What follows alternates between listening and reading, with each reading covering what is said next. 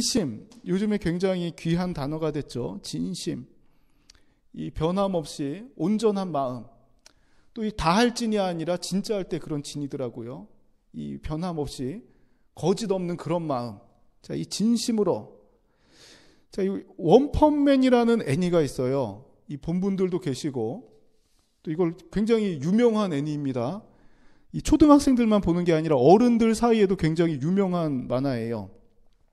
자, 주인공이 누구냐면은, 자, 요 사람이에요. 여기 머리가 없는 요 분. 자, 원래 이 사람이 머리가 있었어요. 처음 등장할 때부터 대머리로 등장했지만, 과거를 회상하는 씬에서 이런 말을 합니다. 원래 머리가 있었는데, 매일마다 스쿼트 100개, 팔굽혀펴기 100개, 윗몸 일으키기 100개, 10km 달리기를 매일마다 하였더니, 힘이 생기고 어느 순간부터 이 머리가 다 빠졌다. 몸은 좋아졌는데 머리를 잃었어요. 그리고 나서 이 지구를 지키게 되는 히어로가 됩니다. 자, 매일마다 스쿼트 100개, 팔굽혀펴기 100개, 윗몸 일으키기 100개, 10km 달리기를 이 원펀맨 운동을 따라한 사람이 있습니다. 일본에서. 자, 요 사람이에요. 실제로 원펀맨 운동을 따라 했는데 30일 뒤에 몸이 이렇게 바뀌었습니다. 그래서 인증샷을 올렸어요. 자, 이걸 계속해서 대머리 되는 인증샷도 올라오면 재밌을 것 같아요. 자, 보통 이 원펀맨이 자, 요런 얼굴로 다녀요. 만화의 대부분은, 애니메이션의 대부분은 이 표정입니다. 딱 요런 얼굴이에요. 웬만한 급하고 싸워도 요 표정으로 싸웁니다. 다 이겨요. 그러다가 이 지구가 위기에 빠졌을 때, 지구가 망할 것 같은 그런 보스급의 그 악당이, 빌런들이 나타나면 표정이 어떻게 변하냐면 이렇게 변합니다. 자, 그리고 나서 자, 이 진심 펀치라는 걸 알려요. 진심 펀치라는 건 알리는데, 자, 이 그림을 처음 보는 분들은 생소할 겁니다. 애니를 안 본 분들은. 여기가 펀치 날린 지역이에요. 여기가 노란 점 있는 데가. 자, 지구 대기가 갈라질 정도입니다. 진심 펀치를 날렸을 때. 그래서 웬만한 악당들한테 100% 힘을 쓴 적이 없어요. 그 정도로 자기는 단련하고 항상 자신이 있습니다. 여유가 있고. 그리고 이 사람이 생각하는 거는 지구의 평화나 그런 게 아니에요. 그냥 일상 가운데 위험하면 펀치를 한번 하면은 웬만한 악당은 다 나가 떨어집니다. 자, 이 자세한 내용은 뭐 이 검색 사이트를 보든지 좀 다운을 받든지 해서 한번 원펀맨 찾아보시고, 여기서 우리가 애니보다도 좀 요 단어에 집중했으면 좋겠습니다. 진심이라는 단어, 진심. 자, 여러분들 살면서 진심이 통한 적이 있습니까? 진심, 내 진심. 자, 보통 요 진심의 힘을 쓸 때가, 저는 이게 크게 두 가지가 있더라고요. 첫 번째, 이 프로포즈 할 때, 남자가 여자한테 프로포즈 할 때 진심이 통합니까? 잘생기면 통해요. 잘생긴 사람의 진심은 통합니다. 그런데 속된 말로 약간 그 찐따 같은 사람들이 진심을 해도 이 프로포즈에서는 안 통하더라고요. 돌리더라고요. 묘하게. 기분 안 나쁘게 돌리지만 그 돌리는 거는 직감적으로 압니다. 기분이 좋진 않습니다. 좀 상처도 받고 그러죠. 자, 이 진심이 통한 기억. 내가 정말 결백한데 세상 사람들이 알아주지 않을 때, 증거도 없을 때 나의 진심, 이것을 받아준 사람이 있다면 굉장히 고맙고, 그 기억은, 그 따뜻함은 오래갈 것입니다. 저도 이 진심이 통한 적이 있어요. 제일 크게 기억나는 게, 제가 총각 때 횡단보도에서 초등학생을 한번 친 적이 있습니다. 운전하다가. 큰 충격은 아니었어요. 저는 딱 브레이크를 밟고 횡단보도로 넘어갔는데, 이 아이가 막 이 두 명이 달려오다가 한 명이 제 옆 핸들을 부딪혀서 막 뛰어가더라고요. 이 사람을 쳤다는 그게 되게 두려웠어요, 그냥. 그래서 저는 배운 대로 이 아이를 데리고 병원을 데려가려고 이 아이를 쫓아갔는데 이 아이는 도망쳤습니다. 그래서 데려왔어요. 딱 데리고 이 아이한테 자, 병원을 가자 그랬더니 안 가겠대요. 자, 그러면 니네 부모님한테 가자. 그랬더니 안 가겠대요.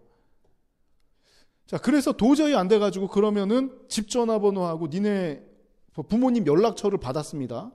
한 5일 정도 뒤에 연락이 왔습니다. 자, 그의 아빠에게서 전화가 오는데 한번 보자고 해요. 한번 보자고. 그래서 네, 그랬더니 올 때 치킨을 사오랍니다. 그래서 사갖고 갔어요. 저 뭣도 모르고 사갖고 갔어요. 사갖고 갔더니 뭐 이 치킨 뭐 어쩌고 막 얘기를 하다가 좀 분위기가 약간 좋지는 않더라고요. 그리고 다시는 연락하지 말래요, 저한테. 그리고 헤어졌습니다. 자, 그래서 저는 또 이 마무리가 되는 줄 알았는데 연락이 가끔 와요. 병원을 옮기겠다 하고 연락이 오고 한 일주일 단위로 전화가 옵니다. 아, 이 병원 마음에 안 들어서 옮기겠다. 그래서 옮기라고 그랬어요. 옮기시라고.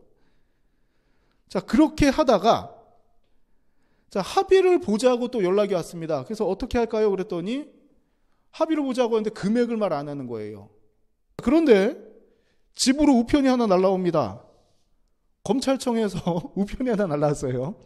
자, 언제까지 출석을 하라고 합니다. 자, 그때가 태어나서 처음으로 이제 법원에 간 날이에요. 법원 옆에 검찰청이 있더라고요. 검찰청 딱 가니까 그 호실 앞에 딱 쓰여져 있는 게 저도 지금도 기억합니다. 5급 공무원 누구 검사 이렇게 써 있어요. 그 5급 공무원이 먼저 써 있더라고요. 그 당시에는. 그래서 그 검사가 5급 공무원이구나 그때 처음 알았고 딱 들어가 보니까 할 말이 있으면 지금 하래요. 그 검사가 딱 앉아가지고 할 말이 있으면 지금 하라고. 어떻게 된 거냐? 그래서 쭉 얘기했습니다. 이렇게 돼서 치킨 사갖고 갔는데 일주일에 한 번씩 전화가 오고 이렇게 됐습니다 했더니 저를 딱 보더니 자네가 거짓말하는 것 같지는 않고 고소한 사람이 굉장히 안 좋은 사람 같다. 자, 그래서 내가 이걸 보니까 이 상황을 보니까 자네는 참 억울한 것 같으니까 벌금 100만 원이래요. 그래서 깜짝 놀랐어요. 아니 이 사람이 나를 놀리는 건가? 억울하고 내 결백함을 아는 사람이 이 벌금 100만 원이라니까 좀 놀래가지고 안 일어서지더라고. 내가 지금 큰일 났네. 벌금형을 받은 거 아닙니까? 그래서 벙쪄 있었어요. 그랬더니 검사가 하는 말이 상대방이 8주 진단을 끊어서 병원을 옮기면서 8주 진단 끊어서 이거는 형사처벌하라고 준 거랍니다. 이걸 고소를 했는데 들어보니까 이 자네는 큰 잘못은 한 것 같지는 않고 교통사고 나면 최소 2주 진단이 나오는데 벌금형은 1주당 50만 원이래요. 그래서 자기 선에서 처리할 수 있는 거는 벌금형 100만 원이 가장 나를 좀 생각해 주는 거고 그렇지 않으면은 그걸 갖다 이의 신청을 하라 그러더라고요. 정식 기소인가? 그걸 하라 그래요. 그래서 그냥 알았다 그러고 벌금 100만 원 모으느라고 굉장히 힘들었습니다. 벌금 100만 원 내고 끝냈습니다. 자, 그런데 벌금 내는 거는 굉장히 힘들고 이거는 좀 찜찜했지만 그 상대 반대로 내 진심을 알아주는 사람이 있다는 게 너무 고맙더라고요. 자, 그 당시에는 지금 책임보험만 들어도 되는 시대였고 지금은 보험을 갖다가 계속 그 대인 투까지 드는 게 지금 의무가 되었죠. 그래서 보험 들 때는 웬만하면 이 액수를 한 달 액수를 줄이는 것보다도 좀 늘리는 게 좋아요. 늘릴 때 막 3만 원, 4만 원 그렇게 크게 늘리는 게 아니라 10,000원 미만 선에서 늘리면은 대물 같은 경우도 5억에서 10억으로 올리는데 얼마 안 듭니다. 큰 돈 차이가 안 나요. 그러면 조금씩 한 몇천 원 차이면은 그냥 들어놓는 게 좋습니다. 그래서 저도 요 설교 준비를 하면서 어제 그 자동차 보험 들어놓은 걸 한번 쭉 훑어보니까 성형하고 보철 이거 사고 나가지고 잘못됐을 경우에 이거 보장해주는 게 470원이더라고요. 그러니까 이런 거 꼼꼼히 따져가지고 설계사들한테 좀 더 하는 거 그런 거 좀 문서로 보내달라든지 요즘에는 또 다이렉트로 이렇게 확인할 수 있는 게 있으니까 그런 거 몇백 원 차이 한 1, 2천 원 차이는 그냥 들어놓는 게 만약을 위해서라도 더 심적으로도 더 좋습니다. 갑자기 보험 광고처럼 됐는데 자, 하나님께서는 이 검사도 우리의 내 마음을 알아주면 참 고마운데 하나님께서는 우리의 마음을 아세요. 마음뿐만 아니라 모든 것을 아시는 주님께서 지금도 우리를 위해 일하고 계십니다. 자, 나의 진심을 아시는 주님께서 어떤 말씀을 하시는지 누가복음 12장 29절 같이 한번 읽어봅시다. 너희는 무엇을 먹을까 무엇을 마실까 하여 구하지 말며 근심하지도 말라. 참, 여기서 하지 말라는 게 두 가지가 있어요. 첫 번째 구하지 말라는 겁니다. 그리고 두 번째는 근심하지 말라는 거예요. 구하지 말라? 쉬지 말고 기도해야 되잖아요. 근데 왜 구하지 말라 그럴까? 먹는 것하고 마시는 것이 나왔습니다. 음식하고 음료만 말하는 게 아니라 세상적인 것, 물질적인 것을 말해요. 자, 여기서 구하다는 의미는 자, 기도를 멈추라는 말이 아니에요. 기도를 하지 말라는 것이 아니라 세상적인 것을 추구하는 것을 말하고 있는 것입니다. 즉 여기서 구하지 말라는 것은 우리의 그런 사상들 있죠. 관점들. 세상적인 가치에 치우쳐가지고 물질적인 것을 추구하는 마음, 끊임없이 물질적인 것을 생각하는 이것을 경계하라는 것입니다. 즉 너무 물질적인 것에만 생각과 마음이 매여 있지 말라는 것이 바로 구하지 말라고 한 주님께서는 표현하신 거예요. 자, 두 번째는 근심하지 말라는 겁니다. 자, 근심할 때는 감정이 굉장히 고조된 상태예요.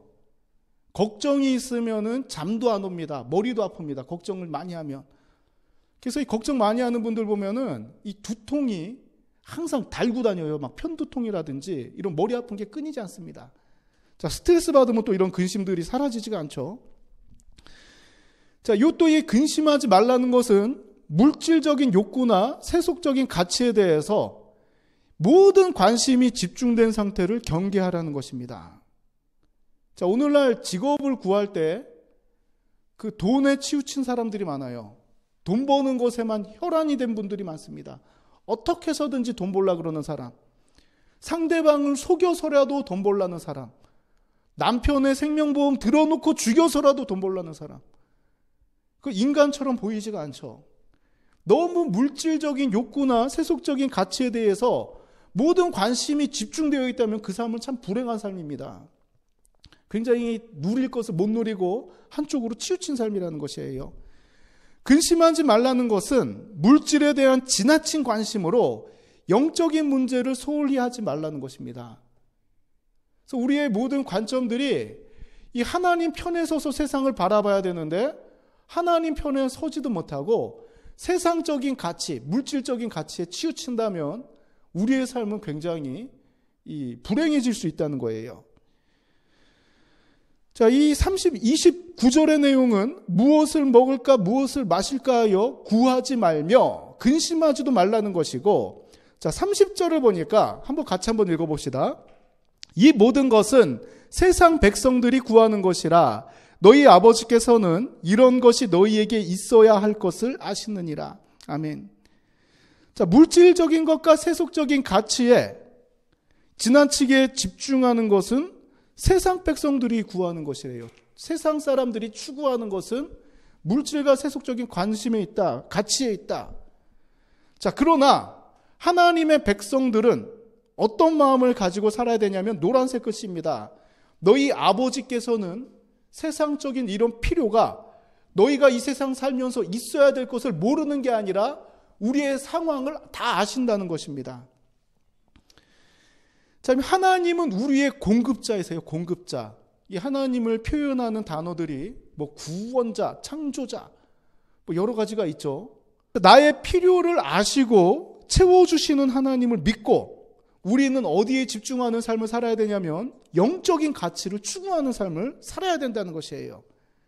우리가 하나님을 믿고 세상적인 가치가 아닌 어디에 치중해야 되는지, 자, 우리 31절의 내용도 같이 한번 읽어봅시다. 같이 읽겠습니다. 다만 너희는 그의 나라를 구하라. 그리하면 이런 것들을 너희에게 더하시리라. 아멘. 자, 30절에 언급한 대로, 자, 이것들, 먹을 것, 마실 것, 세상적인 것, 필요한 것들은 주님께서 다 아신다고 해요. 그러면서 너희는 무엇을 하라 그러냐면 세상 백성들처럼 여기에 가치를 두고 이것을 추구하는 삶이 아니라 31절을 보니까 너희는 이런 것들에 집중하지 말고 그의 나라를 구하는 삶, 하나님의 나라를 추구하는 삶을 살아라. 그리하면 이런 것들을 누가 채워주시냐면 하나님께서 채워주신다는 것입니다. 이 그리스도인들이 지나치게 물질에 집중하여서는 안 돼요. 이거를 교회에 적응해 보면 여러분들도 냉정하게 생각해 보십시오. 교회가 물질에 치중한다. 보기 좋습니까? 그 교회 가고 싶어요? 안 가고 싶잖아요. 내가 교회 다녀도 교회 물질에 치중하는 교회 보면은 손가락질 하지 않습니까? 솔직히. 사람도 마찬가지예요. 개인도 마찬가지입니다. 교회뿐만 아니라 그리스도인이 너무 물질에만 집중하고 치중하는 모습을 보면 주변에서 사람들 눈에도 그러고 하나님 보시기에도 굉장히 안타까운 모습이에요. 자, 물론 우리가 이 세상을 살아가면서 물질적인 거 없이는 못 삽니다. 너무 한쪽으로 치우쳐도 안 돼요. 물질적인 필요는 항상 필요합니다. 돈 필요합니다. 이 세상 살아가려면 고지서에 나온 거 다 내야 되잖아요. 먹고 살려면 돈 필요한 거 맞습니다. 자, 이런 것들을 무시하라는 말이 아니에요. 오늘 누가복음 12장 29절에서 31절까지의 말씀은 이거는 아예 제껴두고 하나님의 나라만 구하라는 그런 말은 아닙니다. 삼동교회를 개척하고 지금 1년이 지났어요. 자, 이 아무것도 없는 사람이 이 하나라도 있으면 재원이라도 빵빵하던가 아니면 이 사람이라도 주변에 인맥이라도 좀 많던가 아니면 이도 저도 안 되면 좀 다른 사람보다 믿음이 좀 크던가 포부 하나님을 향한 이런 열정 이런 것들이 굉장해가지고 개척을 한다 그러면은 떨리고 두렵고 그러진 않을 것 같습니다. 그러나 저는 그런 게 없었어요. 그냥 기도 중에 하나님의 인도하심을 따라 개척했고 여러 가지 일들로 흔들릴 때도 종종 있습니다. 왜냐하면 저도 나약한 인간이기 때문에 어쩔 수가 없어요. 또 가장 힘들게 하는 게 몇 가지가 있지만 저희 가족들에게 잘하고 싶은 40대 가장입니다. 마음 한편으로는 이 교회가 정말 휘청휘청 한다 그러면 하나님의 뜻인가 보다 하고 그냥 정리를 해서 다른 일을 할까? 이 자전거 조립을 한번 해볼까? 아니면 컴퓨터 쪽으로 일을 할까? 비트코인 한번 해볼까? 주식 한번 해볼까? 주식 한번 가상으로 직접 투자 안 하고 한번 해보니까 되는 것 같은데 진짜 망할 뻔했죠. 빨래방을 해볼까? 뭘 해볼까? 자, 이전에 제가 28살 때 신학을 포기하고 사업했을 때 자, 법원 왔다 갔다 하면서 자살할 생각도 하다가 이 정신 바짝 차렸죠. 다시는 내 인생을 내 뜻대로 살지 않고 하나님의 인도하신 대로 살겠습니다. 그때 깨닫고는 그때는 2번 다시 이런 실수를 안 한다고 다짐했는데 막상 삶이 힘들어지니까 이 나약한 생각이 자꾸 드는 거예요. 딴 것을 할까? 투잡, 쓰리잡을 할까? 집이라도 하나 사놔야 되는 거 아닌가? 여러 가지 생각이 듭니다. 개척한 후에 지금 1년이 지나가고 있는 이 시점에서 자, 아무런 변화가 없는데 무엇을 해서 먹고 살아야 할까? 자, 그때 가슴 속에 새겨진 2 단어가 바로 이겁니다. 기도 중에 진심이라는 단어예요. 진심. 하나님께서는 우리의 모든 것을 아신다는 그 믿음이 있습니다. 그리고 내 길을 인도하신다는 그 확신도 있어요. 믿음의 확신. 누구나 가지고 있습니다. 하나님께서 나를 인도하시고 나를 구원하시고 축복하신다는 이 기독교의 기본 사상은 우리가 갖고 있어요. 그런데 문제는 현실에 부딪힐 때입니다. 진심. 자, 지난 한 주도 이런 일들로 고민하면서 기도하고 있는데 딱 진심이라는 글자가 생각나는 거예요. 진심으로 해봤는가? 진심으로 기도해봤는가? 진심으로 하나님의 일에 매진해봤는가? 그러고서 네가 말하는 거냐? 진심으로 설교해봤냐? 진심으로 교회를 위하였냐? 그렇게 한번 진심으로 해보고 지금 이런 생각을 하는 것인가? 자, 막막하다고 생각은 했는데 이 진심으로 무언가 한 것이 없는 것 같아서 너무나도 부끄러웠습니다. 그리고 돌이켜보니까 지난 시간들을 돌이켜보니까 부교육자로 있을 때보다도 더 편하게 산 것 같은 거예요. 마음에 스트레스도 없고 그래서 그런지 몰라도 부교육자로 있을 때보다도 담임 목사 돼서 더 편한 삶이 맞는 것인가 싶은 겁니다. 아차, 더 열심히 진심으로 한번 해봐야 되겠다. 이 마음이 듭니다. 그래서 제가 이 진심으로 목회를 하려고 합니다. 지금 주변에서 많이 기도해 주시고 우리의 삶 가운데도 모든 것을 아시는 하나님, 무엇을 먹어야 하는지, 무엇을 입어야 하는지, 무엇을 마셔야 하는지 이 세상 가운데서 우리가 무엇을 필요한지 아시는 주님께서 요구하시는 것은 이 속에서도 하나님의 나라를 구하라는 것이에요. 하나님의 나라를 구할 때 이런 것들을 채워주신다고 분명히 하나님께서는 약속하십니다. 우리에게 요구하시는 것은 세상 백성들과 다른 것을 추구하며 살아갈 때에 마음에 근심하지도 말고 두려워하지도 말고 또 이것을 위하여 염려하지도 말고 또 세상적인 것을 추구하지 않고 하나님 편에서 믿음으로 살아갈 때 하나님께서는 반드시 모든 것을 아시는 하나님께서 우리의 필요를 채워주신다는 것입니다. 그래서 우리 삼동교회가 진심으로 하나님을 섬기는, 하나님을 믿는 삼동교회가 되었으면 좋겠습니다. 항상 우리는 경계선에 서 있어요. 저는 어떤 경계선 같냐면 꼭 이게 절벽에 낭떠러지죠. 이런 모서리에 낭떠러지에 딱 서 있는 것 같습니다.